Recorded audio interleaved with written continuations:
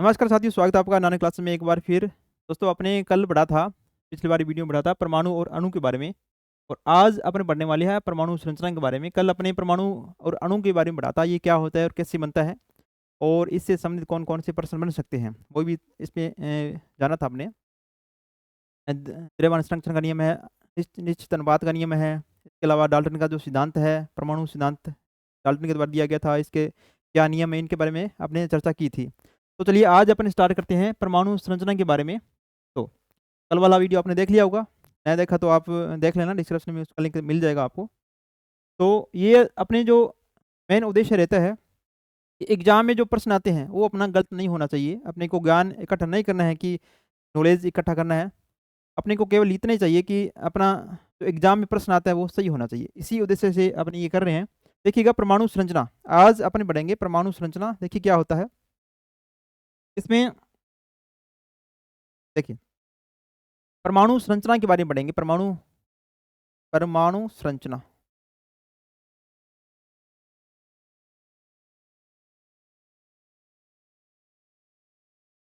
देखो, इसमें परमाणु होता है किस प्रकार का होता है।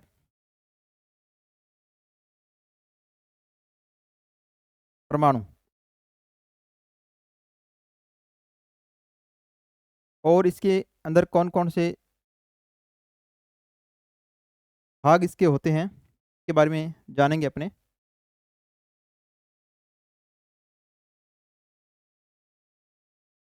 देखिएगा, एक इस प्रकार का एक परमाणु है। ठीक है, परमाणु के मूलभूत कण कौन कौन से होते हैं।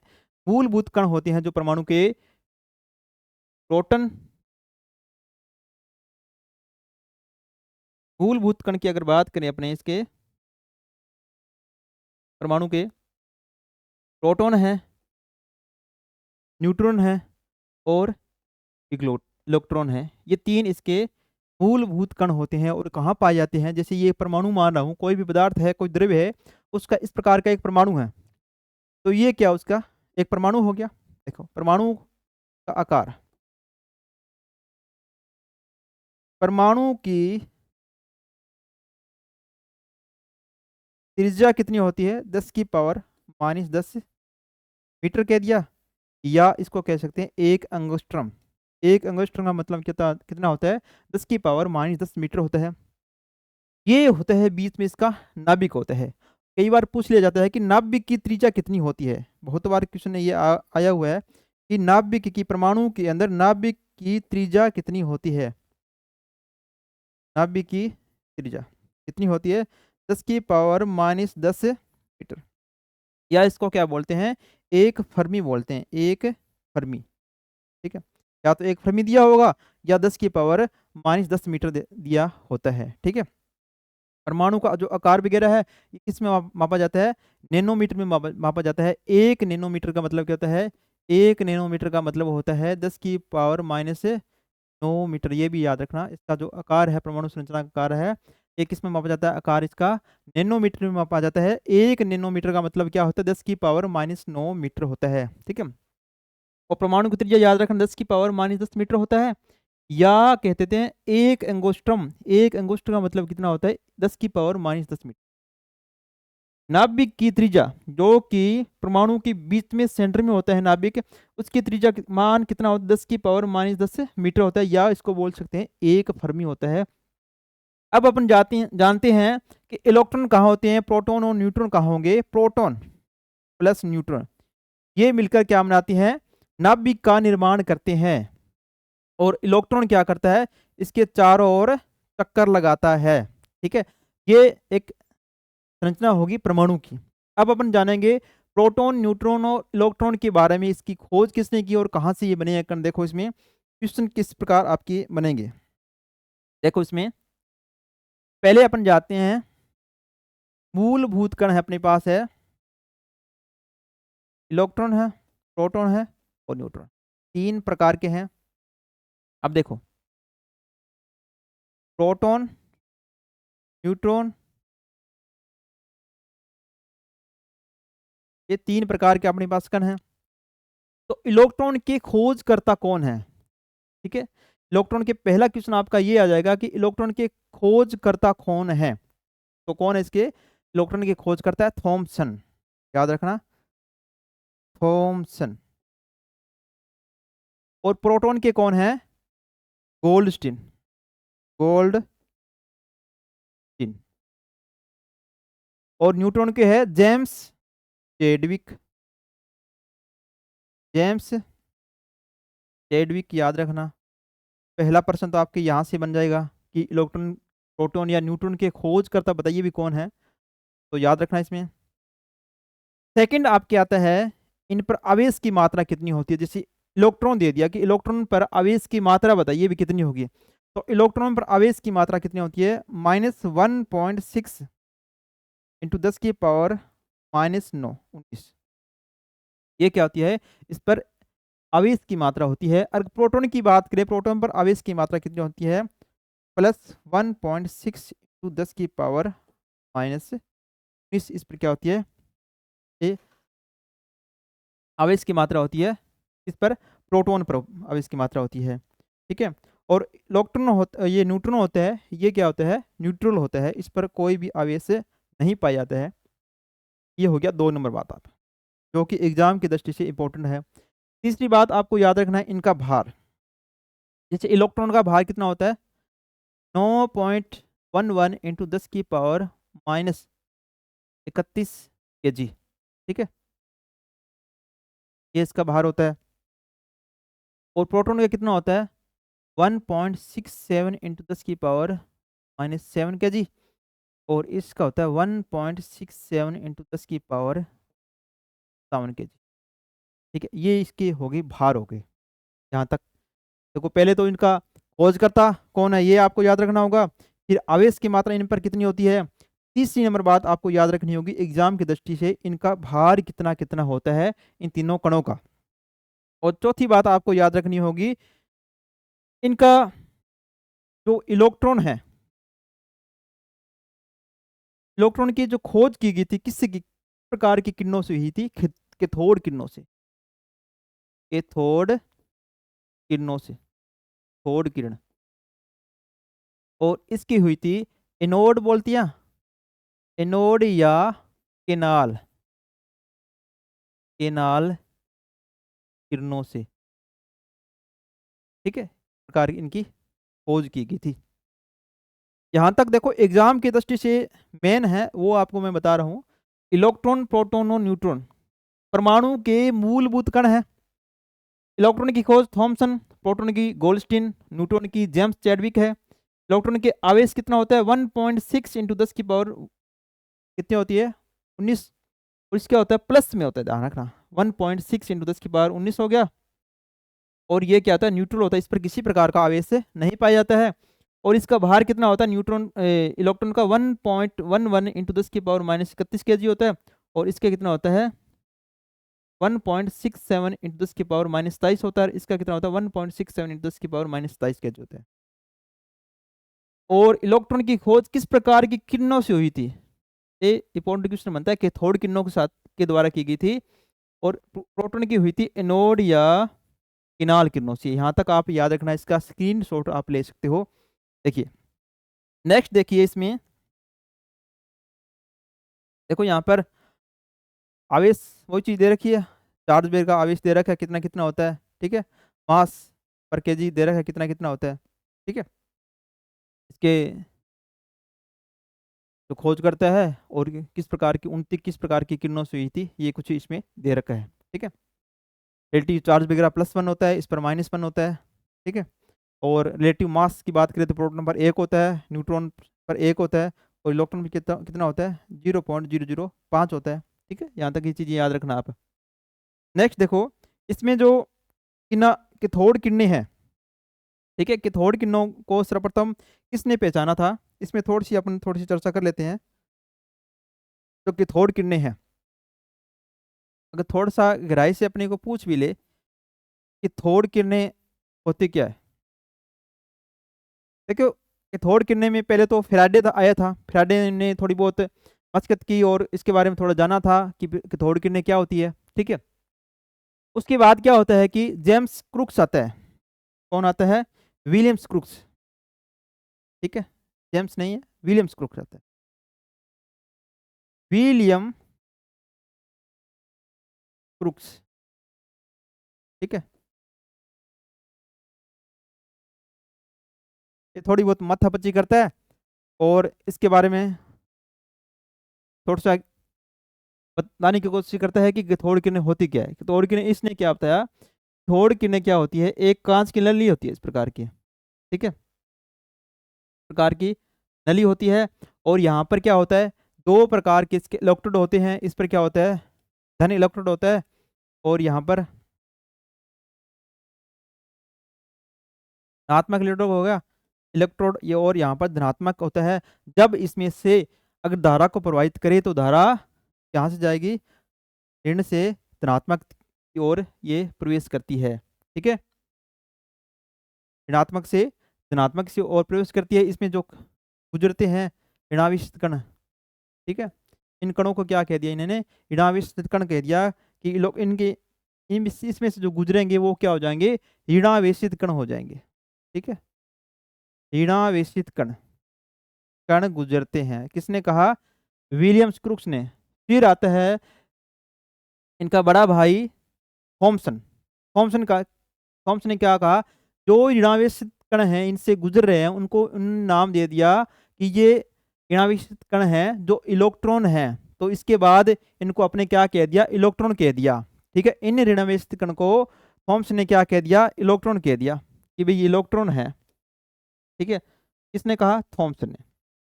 फिर उसके बाद से अपने सभी ने कह दिया कि हाँ भाई ठीक है, अपने आज से इसको क्या पढ़ेंगे, इलेक्ट्रॉन ही पढ़ेंगे। और तब से लेकर आज तक जो भी परमाणु के बारे में पढ़ता है तो इसको क्या पढ़ता है, इलेक्ट्रॉन ही पढ़ता है। ठीक है, इस प्रकार ये बना था। यहाँ से पूछ ले कि थोड़ किरणें खोज किसने की थी, कि थोड़ किरणें विलियम्स क्रुक्स ने की थी। ठीक है, विलियम्स क्रुक्स ने की थी। ये के कांच की एक नलिका होती है जहां से दो इलेक्ट्रोड इसमें होते हैं, उसमें से धारा को प्रवाहित किया जाता है, तो इसमें कण गुजरते हैं। तो इनको गुजरने वाले कणों को विलियम्स क्रुक्स ने क्या कह दिया, ऋणावेशित कण कह दिया, और ऋणावेशित कणों को थॉमसन ने क्या कह दिया, इलेक्ट्रॉन दे दिया, नाम दे दिया। तो इसके बाद से इसका नाम इलेक्ट्रॉन हो गया। ठीक है, यहाँ तक हो गया। अब देखो, इसके बाद आपको एक चीज याद रखनी है, इलेक्ट्रॉन पर जो आवेश का निदान होता है तो इस किसने किया था। ठीक है, एक बात याद रखना इसमें, इलेक्ट्रॉन पर आवेश का निर्धारण, इलेक्ट्रॉन पर आवेश का निर्धारण ने किया था, ये किया था मिलिकन ने। मिलिकन ने, मिलिकन ने इसने एक प्रयोग किया था, इसने एक प्रयोग किया था तेल बूंद विधि। कौन सा था, तेल बूंद, ठीक है, विधि। इसके द्वारा ने तो इलेक्ट्रॉन पर आवेश का निर्धारण होता है 1 पॉइंट माइनस में 1.6 इंटू 10 की पावर 19 होता है। तो इसका निर्धारण किसके द्वारा किया गया था, मिलिकन के द्वारा दिया गया था। और किस विधि से, तेल बूंद विधि द्वारा। याद रखना, तेल बूंद विधि है, मिलिकन से रिलेटेड है, और ये क्या करती है, आवेश का इसके द्वारा निर्धारण किया गया था। ठीक है, ये क्वेश्चन आपके बन सकता है, इस चीज को याद रखना। एक इसमें क्या याद रखोगे, इलेक्ट्रॉन का जो द्रव्यमान होता है, इलेक्ट्रॉन का द्रव्यमान कितना होता है, ये हाइड्रोजन या जो प्रोटॉन होता है, हाइड्रोजन या प्रोटॉन के द्रव्यमान का 1/1833 होता है। याद रखना, ये चीज भी याद रखना कि इलेक्ट्रॉन का द्रव्यमान कितना होता है, हाइड्रोजन या प्रोटॉन, ठीक है, के द्रव्यमान का 1/1833 होता है। ठीक है, नेक्स्ट देखो, इसमें नेक्स्ट अपने पढ़ेंगे कि यहाँ तक होगी कि परमाणु, परमाणु में मूलभूत कण कितने होते हैं, 3 मूलभूत कण होते हैं। कौन कौन से, प्रोटॉन होता है, न्यूट्रॉन होता है, और इसके बाहर चक्कर लगाता है इलेक्ट्रॉन लगाता है। इस पर आवेश की मात्रा, इसका भार क्या होता है, इसकी खोज किसने की। यहाँ तक जो क्वेश्चन जाते हैं इन ही आधारों पर पूछे जाते हैं। नेक्स्ट अपनी बात करते हैं तत्वों को निर्धारण किस प्रकार करती है, तत्वों का जो प्रदर्शन किया जाता है किस प्रकार किया जाता है। देखो, कोई भी तत्व है, ठीक है, आवर्त सारणी के अंदर, उनका निर्धारण किस प्रकार करेंगे और इसका द्रव्यमान क्या होता है। ठीक है। इसके नाभिक में क्या क्या पाया जाता है, प्रोटॉन क्या होता है, न्यूट्रॉन क्या होता है, ये अपने पढ़ लिया। देखो इसमें तत्वों का निर्धारण, तत्वों का निर्धारण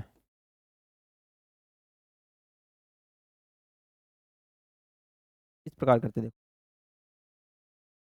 एक मैं लिख रहा हूँ, एक्स एक तत्व है, जेड ए, ठीक है, ये क्या हो गया, तत्व हो गया।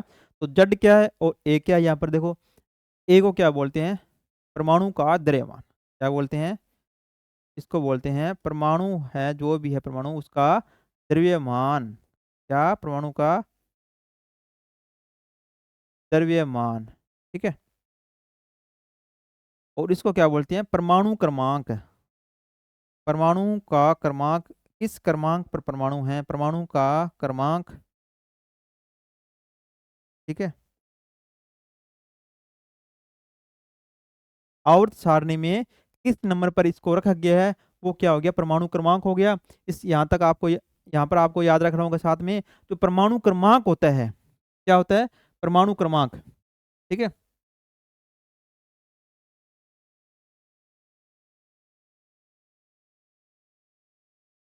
जो परमाणु क्रमांक, ठीक है, होता है वो प्रोटॉन की संख्या,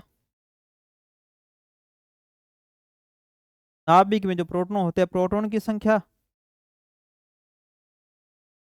और इलेक्ट्रॉन की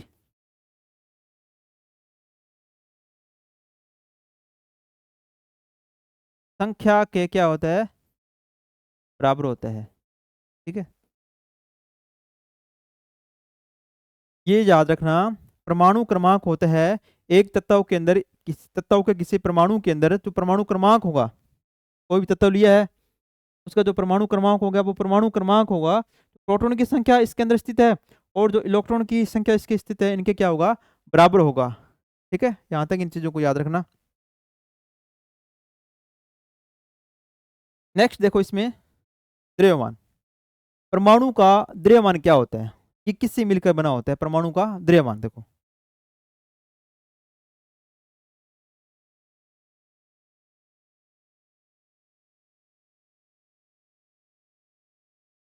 परमाणु का द्रव्यमान,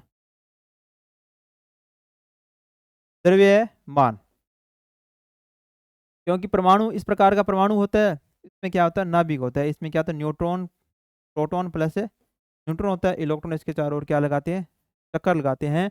तो परमाणु का जो द्रव्यमान होता है, टोटल द्रव्यमान ज्ञात करें तो किस प्रकार होता, प्रोटॉन की संख्या, इसको डिनोट करते हैं ए से, ए बराबर क्या होगा, प्रोटॉन की संख्या, क्या होगा, प्रोटॉनों की संख्या, भी तत्व के अंदर होगी, प्लस में न्यूट्रॉन की संख्या, प्रोटॉन की संख्या को मैं क्या लिख सकता हूँ, जेड लिख सकता हूँ, क्योंकि परमाणु क्रमांक के क्या होती है, बराबर होती है, प्लस में क्या आ जाएगा, न्यूट्रॉन की संख्या, प्लस में न्यूट्रॉन की संख्या, क्या आ जाएगा, न्यूट्रॉन की संख्या, न्यूट्रॉन की संख्या, ठीक है। यहाँ तक आप याद रखना, परमाणु का द्रव्यमान कितना होता है, क्या होता है, प्रोटॉन की संख्या को जोड़ दो और न्यूट्रॉन की संख्या को जोड़ दो। इससे पहले आपने जान लिया कि प्रोटॉन की संख्या क्या होती है, परमाणु का जो क्रमांक होता है उसके बराबर होती है, ये तीन चीज बराबर होती है, परमाणु क्रमांक बराबर होगा, परमाणु क्रमांक प्रोटॉन की संख्या के बराबर होगा, और ये इलेक्ट्रॉन की संख्या जो परमाणु के अंदर होती है इसके चारों ओर चक्कर लगाते हैं इसके बराबर होती है, तीनों तीनों ये, ठीक है। जैसे देखो इसमें एक मैं ले रहा हूँ, इस कार्बन है, ठीक है, कार्बन का परमाणु क्रमांक कितना होता है, 6 होता है, इसको किस प्रकार लिखते हैं, क्या लिखते हैं, ठीक है। तत्वों को निदान शुरू में मैंने बताया नहीं है कि एग्जाम्पल आपको, इस प्रकार इसको निदान करते हैं, 6C12, यानी कि कार्बन का ये क्या हो गया, परमाणु क्रमांक हो गया, ये क्या हो गया, परमाणु भार हो गया। इसका मतलब क्या है, यहाँ पर परमाणु भार, इसका मतलब क्या, परमाणु क्रमांक 6 है, प्रोटॉन 6 हो गया, न्यूट्रॉन भी 6 हो गया, टोटल कितना हो गया, 12 हो गए, ठीक है। यहाँ पर लगभग आपको क्या करना होंगे, 30 तक जो आवर्त सारणी के अंदर तत्व दे रखे हैं उनको याद होना चाहिए उनके बारे में, ठीक है। इनका परमाणु भार डायरेक्ट याद होना चाहिए, क्योंकि जैसे देखो सोडियम है, बाकी सोडियम अपने को पता है 11 पर आता है, परंतु इसका परमाणु भार कितना होता है 23 होता है, क्योंकि इसमें न्यूट्रॉन की संख्या कितनी होती है, एक अधिक होती है। तो इसका इनका क्या होता है, डायरेक्ट आपको याद होना चाहिए, जैसे सोडियम है, कैल्शियम है, क्लोरीन है, ठीक है, पोटेशियम है, कुछ निश्चित है, इनका बारे में याद होना चाहिए। आगे जो अपने तत्व वाला चैप्टर आएगा उसमें अपने ये करेंगे, देखो ठीक है। इस प्रकार क्या हो गया, परमाणु का द्रव्यमान क्या हो जाता है, प्रोटॉन की संख्या प्लस में न्यूट्रॉन की संख्या के बराबर क्या होता है, परमाणु का द्रव्यमान होता है, ठीक है। देखो इसमें आगे देखो,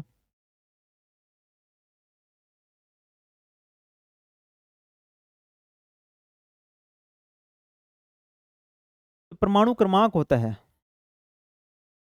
परमाणु क्रमांक जो होगा, हमने क्या पढ़ा, परमाणु क्रमांक जड होता है, वो क्या होता है, प्रोटॉनों की संख्या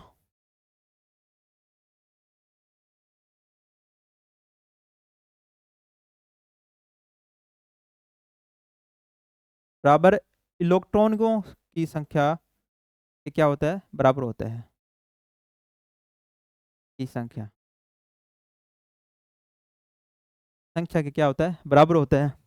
बराबर क्यों होता है, क्योंकि परमाणु क्रमांक आएगा, जो भी परमाणु होगा वो अपने आप में क्या होगा, एक उदासीन प्रकृति का होता है। क्या होता है, उदासीन प्रकृति का होता है। और अपने क्या पढ़ा है, प्रोटॉन पर जो आवेश होता है कितना कितना होता है, प्लस में होता है। प्रोटॉन पर आवेश कितना होगा, प्लस में 1.6 × 10⁻⁻19 होता है। और इस पर आवेश कितना होता है, माइनस में 1.6 10⁻⁻19, ठीक है। आवेश बराबर है इनका, परंतु माइनस एक, ये प्लस में धनावेशित रूप में है और ये क्या ऋणावेशित रूप में है, तो इसकी वजह से ये बराबर होंगे, तो ये एक जो परमाणु होगा, ठीक है, वो क्या हो जाएगा, एक उदासीन परमाणु के रूप में होता है ये, ठीक है। इसकी वजह से, क्योंकि प्रोटॉन की संख्या है, इलेक्ट्रॉन की संख्या बराबर है, तो ये एक दूसरे को क्या कर देंगे, निष्क्रिय कर देंगे। इसकी वजह से परमाणु जो होता है वो क्या होता है, उदासीन प्रकृति का होता है, ठीक है। केवल आपको यहाँ पर ये याद रखना है, परमाणु क्रमांक बराबर जड बराबर कितना होता है, प्रोटॉनों की संख्या और इलेक्ट्रॉनों की संख्या के बराबर होता है, ठीक है। ये यहाँ पर आपको याद रखना है एग्जाम की दृष्टि से। देखो जैसे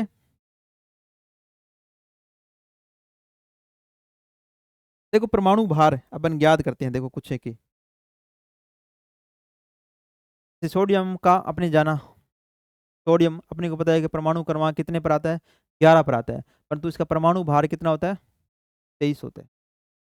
इसके अंदर क्या हो गए, 11 परमाणु क्रमांक यानी कि 11 प्रोटॉन हो गए, प्लस 12 क्या हो गए, न्यूट्रॉन हो गए, प्रकार इसका टोटल कितना हो जाएगा, 23 हो जाएगा, ठीक है। 33 टोटल कितना हो जाएगा, 23 हो जाएगा। इसके अलावा देखो जैसे कैल्शियम है, कैल्शियम कितने पर आता है, 20 नंबर पर आता है। इस पर क्या होता है, 20 + 20 का टोटल भार कितना होता है, 40 होता है। ये भार आपको याद होना चाहिए, ये आपके जो नेक्स्ट है मोल संकल्पना, वहाँ पर काम आने वाला है। जैसे अभी फर्स्ट ईयर में प्रश्न पूछ लिया कि इसमें टोटल परमाणु भार, कोई भी आपको यौगिक दे दे, ठीक है, का पूछ ले कि इसका परमाणु भार बताइए भी कितना होगा। कैल्शियम कार्बोनेट है CaCO3, अब इसका आपको कह दे कि इसका परमाणु भार कितना होगा, तो आपको ये याद होगा कि कैल्शियम ये कितने नंबर पर आता है, 20 नंबर पर आता है, इसका परमाणु भाग 40 आता है, 40 होता है। कार्बन 6 पर आता है, इसका परमाणु भार कितना होता है, 12 12 हो गया, क्योंकि एक एक अणु है। ऑक्सीजन 8 नंबर पर आता है, इसका परमाणु भार कितना होता है, 16। तो टोटल कितना हो जाएगा, 3 अणु है, 16 3 48। अब तीनों को जोड़ दो, अब किस कंडीशन में जोड़ोगे, तब आपको इनको याद होगा तभी जोड़ पाओगे, ठीक है। तो इस वजह से आपको लगभग 30 जो है तत्व है आपको याद करने होंगे, तो आप याद कर लेना, ठीक है। मेन में तत्व आपको बता देंगे कौन कौन से है, 30 तत्व तो आपको याद ही करने ही है, ठीक है। प्रकार ये क्या हो गए, इसके परमाणु बाहर हो जाते हैं। जैसे देखो एक क्वेश्चन और करते हैं अपने, जैसे देखो आपको ये दे दे यूरेनियम 235, ये है, तो आपको ये कह दे कि इसकी न्यूट्रॉनों की संख्या याद करो, में की संख्या याद करो, याद करो कितनी होती है। 92 यूरेनियम 35 इस प्रकार को दे दे आपको कि न्यूट्रॉन की संख्या ज्ञात करनी है। अब आपको पता है कि टोटल परमाणु संख्या बराबर कितनी होती है, जेड प्लस न्यूट्रॉन की संख्या के बराबर होती है। ये चीज़ आपको पता होना चाहिए। ये क्या है, टोटल टोटल परमाणु द्रव्यमान इसका है, यहाँ पर रख लो 235 बराबर जेड परमाणु क्रमांक 92 है तो 92 रख लो, प्लस में न्यूट्रॉन की संख्या याद करनी है। न्यूट्रॉन बराबर कितना हो जाएगा, 235 माइनस कितना हो जाएगा, 92 हो जाएगा। इसमें से घटा दीजिए कितना बचेगा, 143 बचेगा। इसके अंदर न्यूट्रॉनों की संख्या 143 है, परंतु परमाणु क्रमांक कितना है इसका, 92 है। यानी कि प्रोटॉनों की संख्या 92 हो आ जाएगी और न्यूट्रॉन भी इसमें 92 होंगे, ठीक है। परंतु इसमें न्यूट्रॉनों की संख्या कितनी हो जाएगी, 143, ठीक है। याद रखना, इस प्रकार का क्वेश्चन आपके बन सकता है। 92 यूरेनियम 235 दे दे, ठीक है। देख लो इसको एक बार।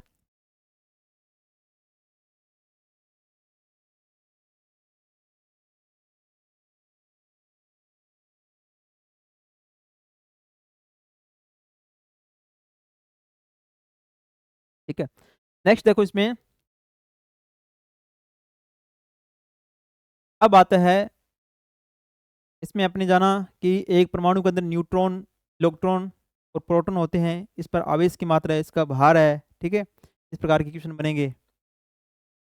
कोई तत्व दे दे आपको, इसका इलेक्ट्रॉन निकालो भी कितने इलेक्ट्रॉन होती है इसके अंदर, इसका द्रव्यमान कितना होगा, या इसके अंदर न्यूट्रॉनों की संख्या कितनी होगी। इस प्रकार आपको थोड़ा बहुत इसके बारे में थोड़ा सा पता होगा कि प्रोटॉन न्यूट्रॉन क्या होते हैं, तो आप आसानी से इसको कर पाओगे। अब देखते हैं अपने इसमें, देखो इसके बाद जो मेन जो आता है आपका, यहाँ से देखो तीन चीज आता है। एक तो होता है समस्थानिक, के बारे में आपको पता होना चाहिए क्या होता है। एक आता है समभारिक, समभारिक। एक सम न्यूट्रॉनिक, सम न्यूट्रॉनिक,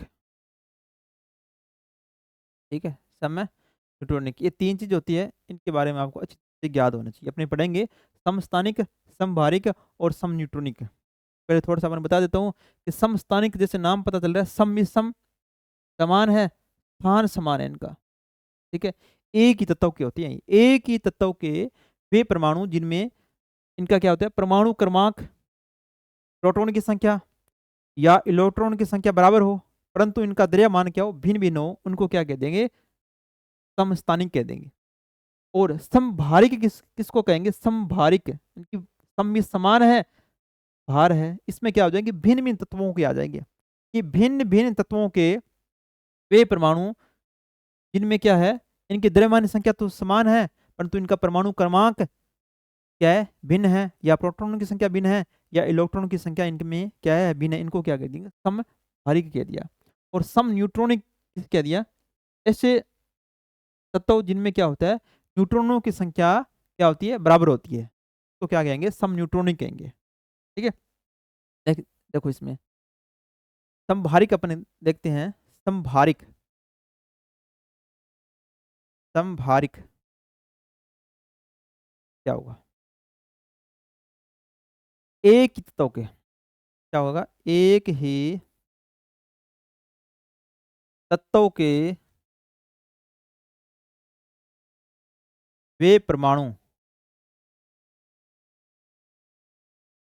जिनमें, एक ही तत्व के वे परमाणु जिनमें क्या होगा, परमाणु क्रमांक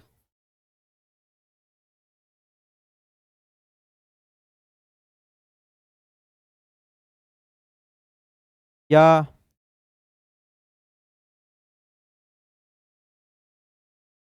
प्रोटॉन की संख्या या इलेक्ट्रॉन की संख्या क्या है, बराबर है, ठीक है।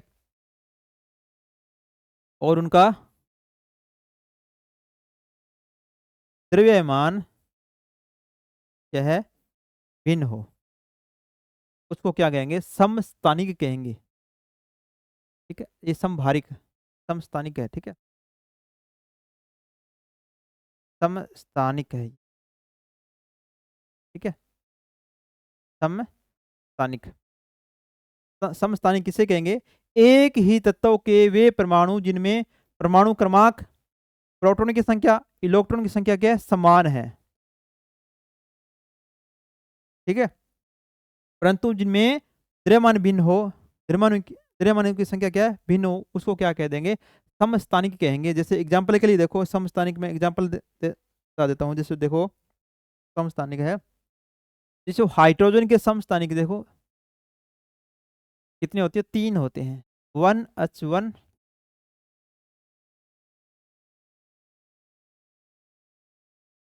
1H2 और 1H, ये क्या हो गए, हाइड्रोजन के समस्थानिक है 3। इसको क्या बोलते हैं, प्रोटियम।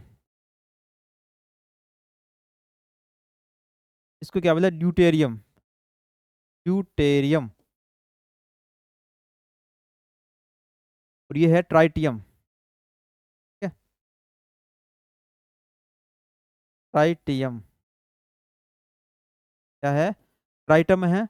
ये क्या है, समस्थानिक है, क्योंकि इनमें परमाणु क्रमांक कितना है, जड कितना है इसमें, 1 है। और न्यूट्रॉन कितना है, इसके अंदर न्यूट्रॉन है ही नहीं, 0 है। इसमें जड कितना है, 1 है। और इसमें न्यूट्रॉन कितने हो जाएंगे, क्योंकि टोटल कितनी है, परमाणु बार 2 दे रखा है, न्यूट्रॉन 1 हो जाएगा। और इसके अंदर कितने हैं, परमाणु क्रमांक 1 है, न्यूट्रॉन कितने हैं, 2 है, ठीक है। ये क्या हो गए, हाइड्रोजन के समस्थानिक है, याद रखना, कई बार क्वेश्चन पूछा हुआ है। हाइड्रोजन का समस्थानिक का इसके ड्यूटेरियम कितना होता है, D2 होता है। इसका यूज बंधक के रूप में किया जाता है, फैक्ट्रियों में इसका यूज D2 होता है, भारी जल जिसको बोलते हैं, ठीक है। इसका ड्यूटेरियम का यूज किया जाता है। कई बार क्वेश्चन पूछा हुआ है कि ट्राइटियम निम्न में से किसका समस्थानिक है, तो हाइड्रोजन का समस्थानिक है, कौन है, ट्राइटियम है, टेरियम है, प्रोटियम है, तीनों याद रखना आप, ठीक है। ये होते हैं समस्थानिक।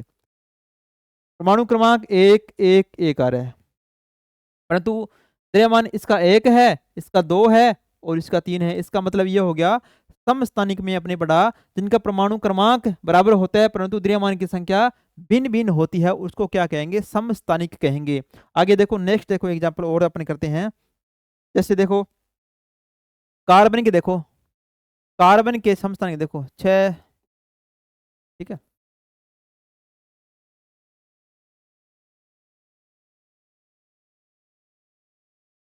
देखो ये है 3, कार्बन के समस्थानिक है 6C12, 6 13, 6 14। यहाँ पर देखो, ये क्या है, परमाणु क्रमांक, परमाणु क्रमांक, परमाणु क्रमांक, जड बराबर, यहाँ पर लिख देता हूँ मैं, इसका भी 6 है, इसका भी 6 है, इसका भी 6 है। तो यहाँ पर न्यूट्रॉन कितने आएंगे निकल के, न्यूट्रॉन देखो, बताओ जरा, न्यूट्रॉन कितने आएंगे, न्यूट्रॉन कितना आएंगे, 6 है टोटल, 6 इसका परमाणु क्रमांक है, 12 है, तो कितना हो जाएगा, 6, ठीक है। यहाँ पर 6 और परमाणु द्रव्यमान कितना है, 13, तो न्यूट्रॉन कितना हो जाएंगे, 7 हो जाएंगे, क्योंकि अपने क्या पढ़ा था, ए बराबर जेड प्लस ये बढ़ रखा है, इस फॉर्मूले से अपने करेंगे, ठीक है। 6C14, तो परमाणु क्रमांक कितना है, 6 हो गया, द्रव्यमान कितना हो जाएगा इसका, 14 में से 6 गए 8, इसका क्या हो जाएगा, इसका न्यूट्रॉन हो जाएगा ये, ठीक है।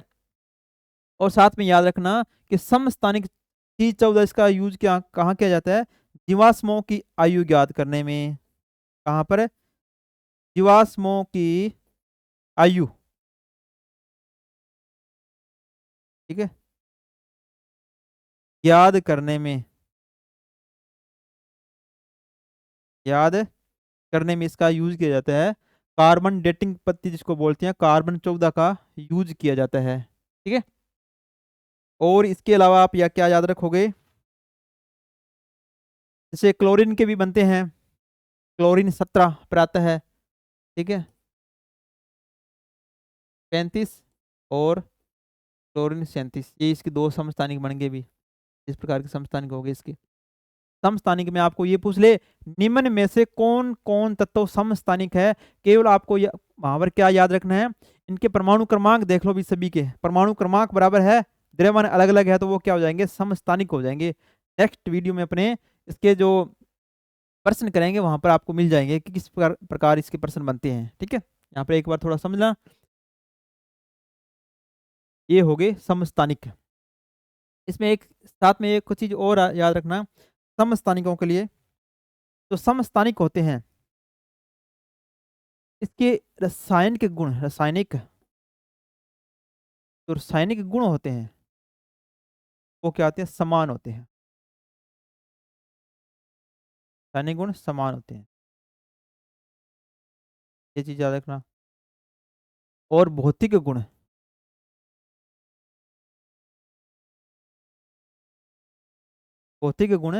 भिन्न भिन्न होते हैं। ठीक है, भिन्न होते हैं। ठीक है, ये चीज याद रखना आप, भौतिक गुण क्या होते हैं, भिन्न होते हैं। ठीक है, क्यों होते हैं, क्योंकि रासायनिक गुण समान होने का कारण क्या है, इनका परमाणु क्रमांक बराबर होता है। सभी का समस्थानिक जो होते हैं इनका परमाणु क्रमांक बराबर होगा तो इनके रासायनिक गुण समान होंगे। और भौतिक गुण भिन्न क्यों होते हैं, क्योंकि इनमें क्या होता है, परमाणु द्रव्यमान क्या होता है, अलग अलग होता है। इसकी वजह से क्या होता है, इनका भौतिक गुण भिन्न भिन्न होता है। ठीक है, यहाँ तक ये चीजें याद रखना आप। नेक्स्ट देखो इसमें समभारिक। समभारिक क्या होता है, जैसे नाम से पता चल रहा है, सम्मिश्र समान भारिक, भार समान है। ठीक है, अब इसका थोड़ा सा अपोजिट हो जाएगा, भिन्न भिन्न तत्वों के हो जाएंगे यहाँ से। भिन्न भिन्न तत्वों के वे परमाणु, भिन्न भिन्न तत्वों के वे परमाणु जिनमें जिनमें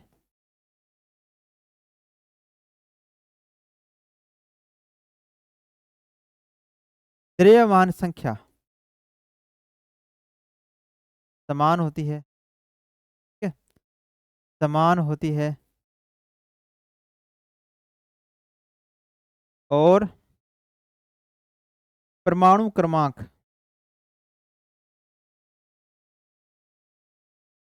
परमाणु क्रमांक आ गया तो आप यहाँ से क्या याद रखोगे, प्रोटॉन की संख्या भी इलेक्ट्रॉन की भी संख्या क्या होगी, भिन्न होगी। परमाणु क्रमांक भिन्न होता है।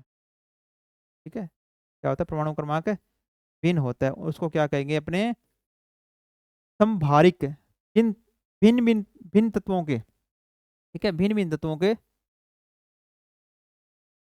परमाणु जिनमें द्रव्यमान संख्या समान होती है परंतु परमाणु क्रमांक क्या होगा, भिन्न भिन्न होगा, उसको क्या कहेंगे, समभारिक कहेंगे। जैसे एग्जाम्पल के लिए देखो, इसमें एग्जाम्पल के लिए अपने देखते हैं,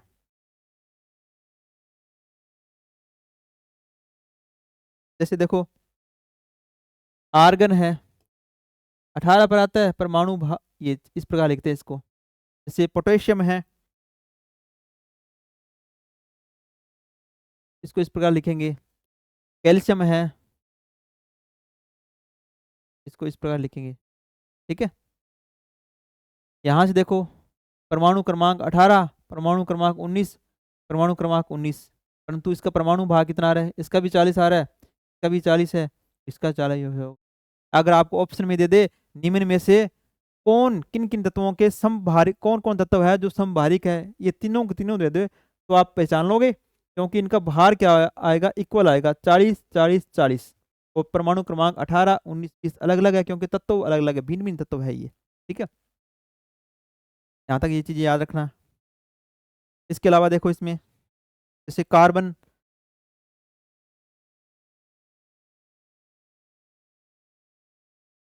चौदह है, और नाइट्रोजन है, ये क्या हो गया आपस में समभारिक हो गए। क्यों हो गए, परमाणु क्रमांक 6, परमाणु क्रमांक 7 है, परंतु परमाणु भार कितना हो गया, 14 14 हो गया। ठीक है, ये क्या हो गया आपस में परमाणु, ये समभारिक हो गए। एक चीज आपके रह गई थी बीच में, समस्थानिकों के लिए क्वेश्चन बनता है, जैसे C14 समस्थानिक है, इसका उपयोग कहाँ किया जाता है? सोडियम 24 समस्थानिक है, इसका उपयोग कहाँ किया जाता है? आयोडीन 131 है, इसका उपयोग कहाँ होगा? कोबाल्ट 60 है, इसका उपयोग कहाँ होगा? और इसके अलावा यूरेनियम है 235। ठीक है, इनका उपयोग कहाँ होता है? ठीक है, इसका उपयोग होगा जीवाश्मों की आयु याद करना। ठीक है, समस्थानिक है, ये याद रखना। समस्थानिक में पीछा थोड़ा रह गया था पीछे वाला। ठीक है, समस्थानिक है ये, एग्जाम की दृष्टि से इंपॉर्टेंट है, ये आ सकते हैं कि कार्बन 14 का उपयोग कहाँ किया जाता है? जीवाश्मों की आयु ज्ञात करने में इसका उपयोग किया जाता है, याद रखना। सोडियम 24 का यूज कहाँ किया जाएगा?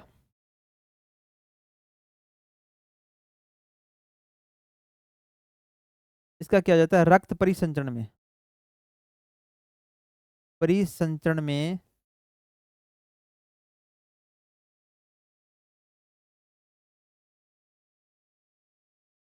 थक्का का पता लगाना, पता लगाने में। ठीक है, रक्त के अंदर जब रक्त का थक्का बन जाता है, उसका पता लगाने के लिए सोडियम 24 का यूज किया जाता है। आयोडीन 131 का यूज कहाँ किया जाता है? किया जाएगा गलगंड रोग, तो क्या बोलते हैं? घेंगा रोग बोलते हैं। ठीक है, इसके उपचार में इसकी किया जाता है।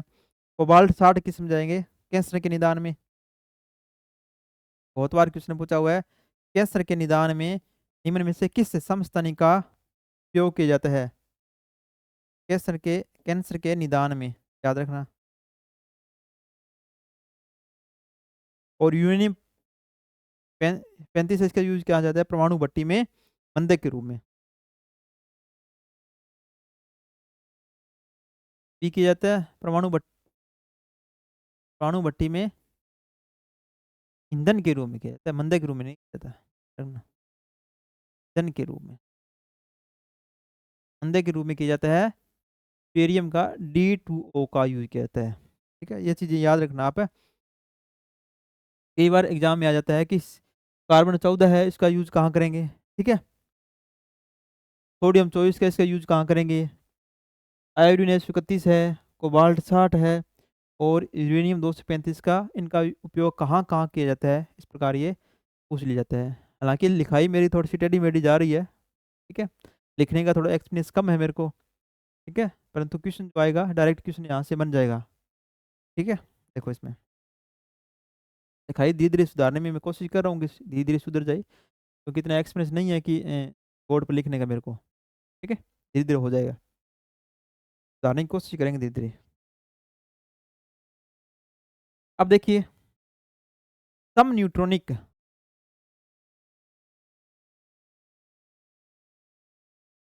न्यूट्रॉनिक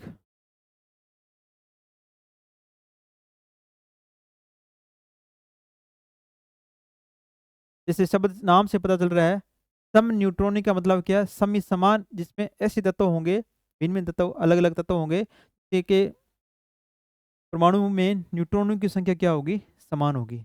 जैसे मैं ले लेता हूँ हाइड्रोजन 1s2। ठीक है, ट्राइटियम लेते हैं, अपने ट्राइटियम से होगा 1s3 ट्राइटियम है। एक ले लेता हूँ हीलियम 2He। ये किस प्रकार के हैं? सम न्यूट्रॉनिक है। क्यों है सम?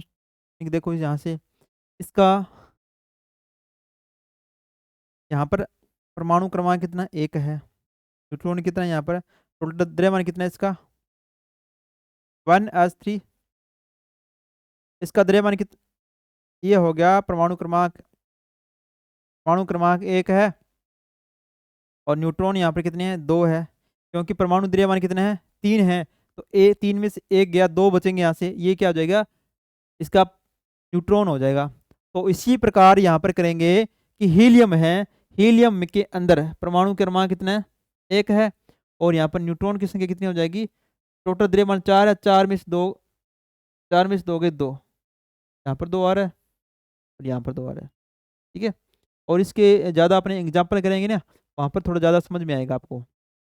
एग्जाम्पल प्रश्न करेंगे वहाँ पर काफ़ी क्वेश्चन इसके दिए होंगे, वहाँ से अपने करेंगे। यहाँ तक आपको इतना याद रखना है, सम न्यूट्रॉनिक किसे कहेंगे, वे तत्व जिनके अंदर न्यूट्रॉनों की संख्या क्या होती है, समान होती है, ठीक है। न्यूट्रॉन केवल देख रहे हैं न्यूट्रॉन कितने कितने हैं, न्यूट्रॉन अगर बराबर आ रहे हैं वो क्या हो जाएंगे, सम न्यूट्रॉनिक हो जाएंगे, वे परमाणु जिनमें न्यूट्रॉनों की संख्या समान होती है, ठीक है।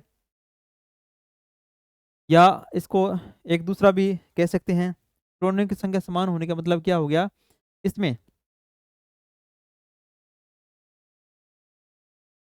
ये प्रोटॉन है, प्रोटॉन और द्रव्यमान का जो बीच का अंतर रहेगा समान रहेगा, क्योंकि प्रोटॉन और द्रव्यमान का बीच का अंतर क्या होता है, न्यूट्रॉन होता है। क्योंकि अपन क्या लिखते हैं, ए बराबर जेड प्लस न्यूट्रॉन लिखते हैं, न्यूट्रॉन क्या हो जाएगा, ए माइनस जेड। का मतलब क्या, न्यूट्रॉन को इस प्रकार अपन डिफाइन कर सकते हैं कि किसी तत्व के द्रव्यमान संख्या, अलग अलग तत्व दे रखे हैं उनके द्रव्यमान संख्या और परमाणु क्रमांक या प्रोटॉन की संख्या का जो अंतर होगा वो क्या होता है, न्यूट्रॉनों की संख्या होती है, ठीक है। इस प्रकार अपने डिफाइन कर सकते हैं। तो आज के लिए इतना ही, और कल मिलेंगे एक नई वीडियो के साथ अपने, ठीक है। इतना आज तक कर लेना, और कल अपने इसके परमाणु मॉडल वगैरह वो पढ़ेंगे। थोड़ा सा और है इसमें, देख लो, देखो इसमें थोड़े से कई कण और होते हैं, इसमें थोड़ा जान लेते हैं अपन। देखो आपने क्या पढ़ा था, इलेक्ट्रॉन पर आवेश -1.6 इंटू 10⁻19 होती है, द्रव्यमान कितना होता है, 9.1 इंटू 10⁻31 है। इसका खोजकर्ता जे थॉमसन है। प्रोटॉन पर आवेश कितना होता है, 1 प्लस में 1.6 इंटू 10⁻19 है। द्रव्यमान कितना होता है, 1.67 इंटू 10⁻27 होता है। इसका आविष्कार कौन, खोजकर्ता कौन है, गोल्डस्टीन है। न्यूट्रॉन पर बढ़ा था आवेश, कई बार क्वेश्चन पूछ लिया था, निम्न में से न्यूट्रॉन पर आवेश की मात्रा होती है तो शून्य होती है, ये न्यूट्रल होता है। द्रव्यमान कितना होता है, 1.6 इंटू 10⁻27 kg है।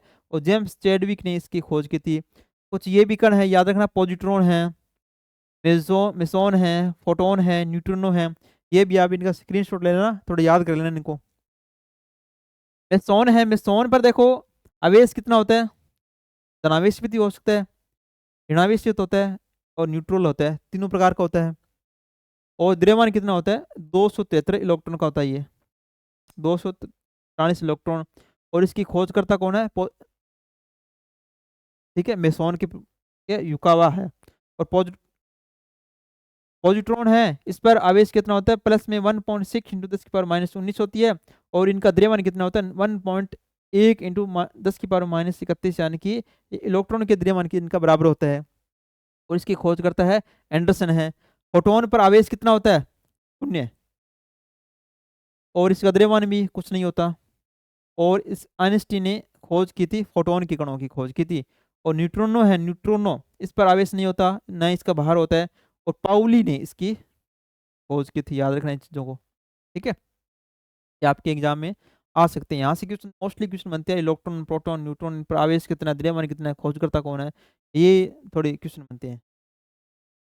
एक ये भी याद रखना आप, परमाणु द्रव्यमान क्या होता है। देखो किसी तत्व के सापेक्षिक परमाणु द्रव्यमान को उनके परमाणु के औसत द्रव्यमान का कार्बन 12 परमाणु के द्रव्यमान के 12वें भाग 1/12 के अनुपात द्वारा परिभाषित किया जाता है। डायरेक्ट आप इस फॉर्मूले को याद कर लेना। वैसे अगर अगर आए एग्जाम में आएगा तो ये पूछा जाएगा, निम्न में से सत्य कौन सा है परमाणु द्रव्यमान के लिए, तो ये पूछेगा, ये याद कर लेना। तत्व के एक परमाणु का भार, यानी कि कोई भी तत्व अपने को दिया गया है उसके एक परमाणु का भार बट्टे में क्या हो जाएगा, कार्बन 12 समस्थानिक का 1/12वां भाग होगा, 12 भाग भार होगा, ठीक है। इस फॉर्मूले को याद कर लो बेस आप, ये याद है तो परमाणु द्रव्यमान आपको याद होगा, ठीक है, कर लोगे। परमाणु भार है यहाँ पर, द्रव्यमान नहीं, परमाणु द्रव्यमान भार, ठीक है। एक ही बात है वैसे तो भार को इस प्रकार इन्होंने इस प्रकार डिफाइन कर लिया।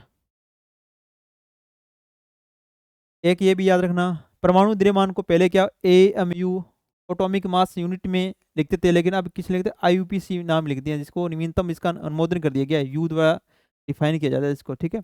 ऐसे एक AMU या यू बराबर कितना होता है, 1.6 इंटू 10 की पावर -24, ठीक है, या फिर माइनस यहाँ पर ये ग्राम में है, और ये क्या हो जाएगा, केजी में -23 हो जाएगा।